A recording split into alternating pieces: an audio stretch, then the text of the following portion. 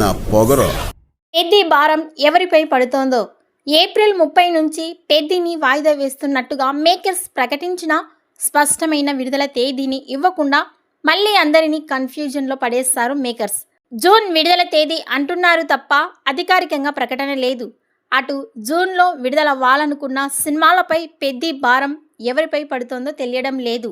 పెద్దికి release date ఇస్తే విశ్వంబర విడుదల తేదీ లాక్ చేద్దామని మేకర్స్ వెయిట్ చేస్తున్నారు.